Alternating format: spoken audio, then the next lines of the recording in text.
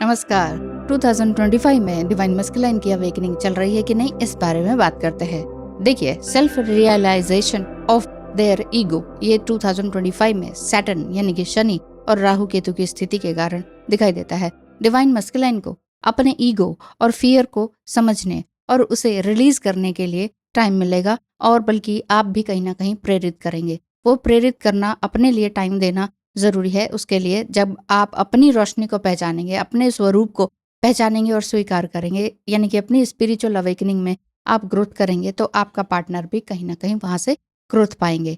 दूसरी बात, emotional healing 2025 में आपके डिवाइन मस्कुलाइन की आएगी, यानी कि वल्नरेबिलिटी को वो स्वीकार करेंगे। डिवाइन मस्कुलाइन को अपने इमोशंस को छुपाने की आदत थी, लेकिन 2025 में लूनर फेजेस इस समय में उनके जो इमोशनल वल्नरेबिलिटी है उसको स्वीकार करने और अपने दर्द को हील करने के लिए गाइड करेंगे यूनिवर्स आपके डिवाइन मस्कुलाइन को। ठीक है, तो ये जो हीलिंग है डिवाइन मस्कुलाइन को साथ ही साथ अपने गहरे कनेक्शन में लेकर जाएंगे। अपने साथ जो उनका कनेक्शन बनेगा वो बहुत ही डीप कनेक्शन अपने साथ वो बना पाएंगे। अभी तक जो खुद को नहीं समझे थे वो अब समझ पाएंगे।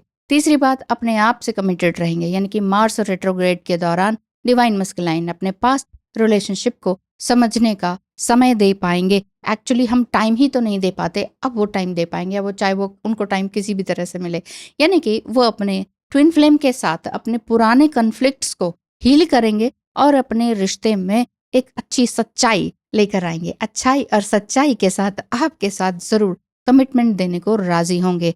चौथा पॉइंट है डिवाइन मस्कुलाइन का स्पिरिचुअल ग्रोथ। यस, 2025 में मंगल का साल है, तो ये एक्शन वाली बात दिखाई देती है। एक्शन सिर्फ आपकी तरफ दौड़े आना नहीं माना जाता। एक्शन का मतलब है अपने लिए काम करना। तो सैटर्न का जो डिसिप्लिन है वो उनको उस तरफ लेकर जाएगा, अपने लिए, अपने गहरे में डूबने के लिए, यानी कि डीप डाइव करेंगे अपने भीतर, ताकि वो अपनी इनिशियल जो ग्रोथ है वो समझ पाएं या स्पिरिचुअल ग्रोथ को समझ पाएं।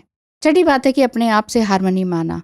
राहु केतु और एक्वेरियस में जो सैटर्न की पोजीशन है वो डिवाइन मस्कुलाइन को उनके करियर, उनके रिलेशनशिप्स जो सभी के साथ है, और पर्सनल लाइफ में बैलेंस बनाने में काम आएगा, यानी कि हार्मनी में वो आने लगेंगे।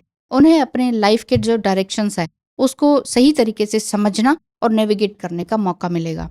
यानी कि 2025 में डिवाइन मस्कुलाइन का अवेकनिंग होना बहुत जरूरी है, और इस टाइम पीरियड में होगा ही होगा, और एक गहरे और डीप ट्रांसफॉर्मेटिव प्रोसेस से वो गुजरेंगे। उसमें उनको पेन भी हो सकता है, क्योंकि ओल्ड पैटर्न छोड़ेंगे। जो ओल्ड पैटर्न छूटता है हमारी आदतों का भी, तो हमें पेन होता है ना, तकलीफ होती है ना, दिमाग को बार बार ज्यादा काम करना पड़ता है। इसलिए कहती हूँ, जब आपने इनर वर्क करना है तो अपनी आदतों को भी थोड़ा सा चेंज कीजिए।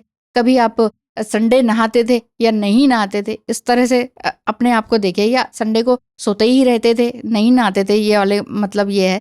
तो उस समय में ये देखिए कि नहीं, मुझे संडे को भी उसी तरह से जीना है जैसे कि मेरा आज का वो वर्किंग डे है। इसी तरह से आपने अपने आप को, जो वुंड्स को पहचानेंगे, आपका ट्विन फ्लेम भी इस साल में अपने लिए, अपने आप से जुड़ने के लिए तैयार होंगे।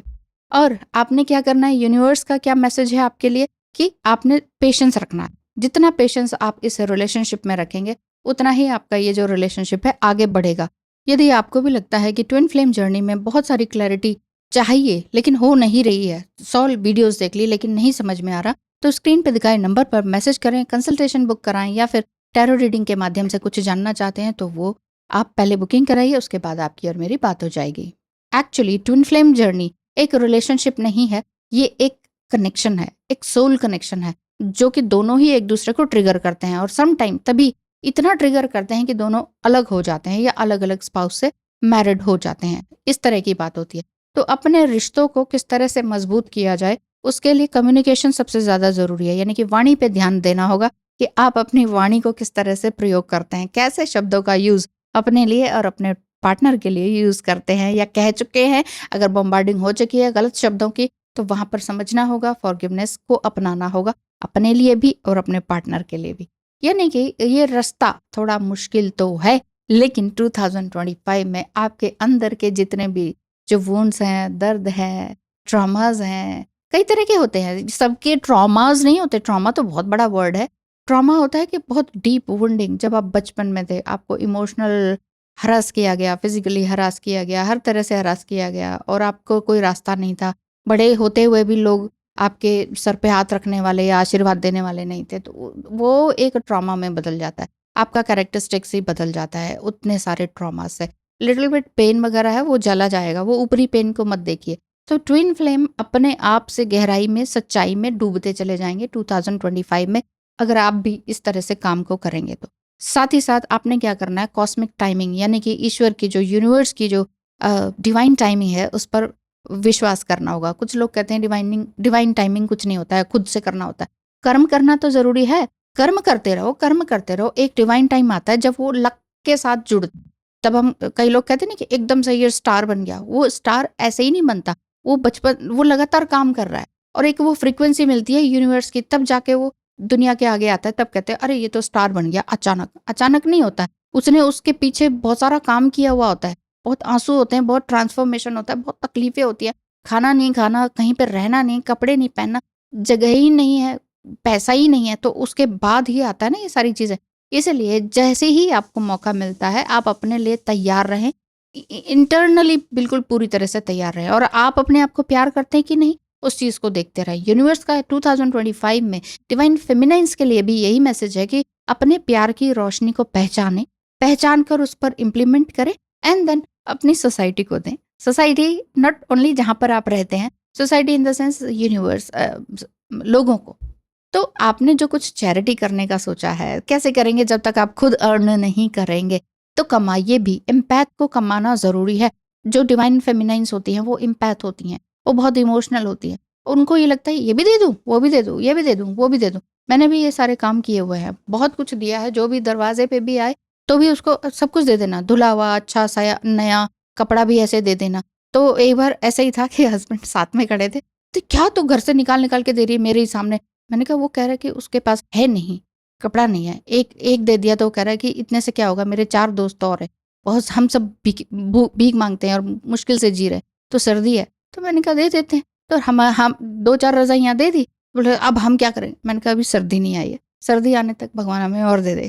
तो ये बात है, तो दे दीजिए, ठीक है, वो देना ठीक है, लेकिन ओवर गिविंग जहाँ पर होती है, जहाँ पर आपको, लेकिन समझ तभी आती है, मुझे भी समझ तभी आई है, ओवर गिव कर करके तब फिर ये लगता है कि सामने वाला तो फॉर ग्रांटेड ले रहा है, वो तो सोच रहा है कि इसके पास बहुत है, या फिर ये तो बेवकूफ़ है, ये तो बिल्कुल ही लुट जाएगी, तो हम तो इसको ऐसे ही धक्का मार देंगे। और होता यही है, ओवर गिव करने से ना आपका कोई, अगर आप मैरिड है तो ना आपका मायके रहता है, ना आपका ससुराल रहता है, आपका हस्बैंड भी आपको पूछता नहीं है। फिर आपको लगता है कि अरे बच्चे भी किए, तो बच्चे भी अपना ही काम निकाल रहे हैं कि मम्मी ये दे दो, मम्मी वो दे दो। आप 24 घंटे लगे हुए हैं उनके लिए, कभी खाना बनाने में, कभी कुछ और करने में।